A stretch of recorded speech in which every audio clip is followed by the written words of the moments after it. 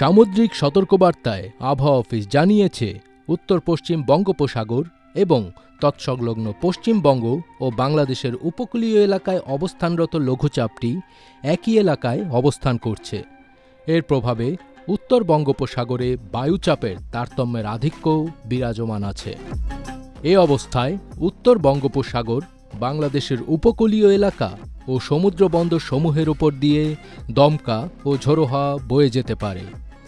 চট্টগ্রাম, কক্সবাজার, মোংলা ও পায়রা সমুদ্র বন্দরকে ৩ নম্বর স্থানীয় সতর্ক সংকেত দেখিয়ে যেতে বলেছে আবহাওয়া অধিদপ্তর। এছাড়া উত্তর বঙ্গোপসাগরে অবস্থানরত মাছ ধরার নৌকা ও ট্রলারসমূহকে পরবর্তী নির্দেশ না দেওয়া পর্যন্ত উপকূলের কাছাকাছি থেকে সাবধানে চলাচল করতে বলা হয়েছে। এদিকে দেশের ৮ জেলায় আজ দুপুরের মধ্যে ৬০ কিলোমিটার বেগে ঝড় হওয়ার আশঙ্কা করছে আবহাওয়া অধিদপ্তর। এ অবস্থায় এসব এলাকার নদীবন্দরগুলোকে সতর্ক সংকেত দেখাতে বলা হয়েছে। আজ মঙ্গলবার ১ জুলাই দুপুর ১টা পর্যন্ত দেশের অভ্যন্তরীণ নদীবন্দরগুলোর জন্য ঝড়ের এ সতর্কবার্তা দেয়া হয়েছে।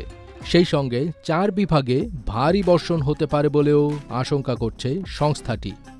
আবহাওয়াবিদ মোহাম্মদ তরিকুল নেওয়াজ কবিরের স্বাক্ষর করা বিজ্ঞপ্তিতে বলা হয়, যশোর, খুলনা, বরিশাল, পটুয়াখালী, নোয়াখালী, কুমিল্লা, চট্টগ্রাম এবং কক্সবাজার জেলার ওপর দিয়ে দক্ষিণ, পূর্ব অথবা পূর্ব দিক থেকে ঘণ্টায় ৪৫ থেকে ৬০ কিলোমিটার বেগে অস্থায়ীভাবে দমকা অথবা ঝোড়ো হাওয়া বয়ে যেতে পারে। সেই সঙ্গে বৃষ্টি অথবা বজ্রসহ বৃষ্টি হতে পারে। এসব এলাকার নদীবন্দরগুলোকে ১ নম্বর সতর্ক সংকেত দেখাতে বলা হয়েছে। এদিকে আবহাওয়া অফিসের অপর এক বিজ্ঞপ্তি অনুযায়ী আজ সন্ধ্যা ৬টা পর্যন্ত দেশের সব বিভাগে অস্থায়ীভাবে দমকা হাওয়া সহ হালকা থেকে মাঝারি ধরনের বৃষ্টি অথবা বজ্রসহ বৃষ্টির পূর্বাভাস রয়েছে। সেই সঙ্গে খুলনা, বরিশাল, চট্টগ্রাম ও সিলেট বিভাগের কোথাও কোথাও মাঝারি ধরনের ভারী বর্ষণের আশঙ্কা রয়েছে। এছাড়া সপ্তাহ জুড়েই সারা দেশে বজ্রসহ বৃষ্টি হতে পারে বলে জানিয়েছে আবহাওয়া অধিদপ্তর।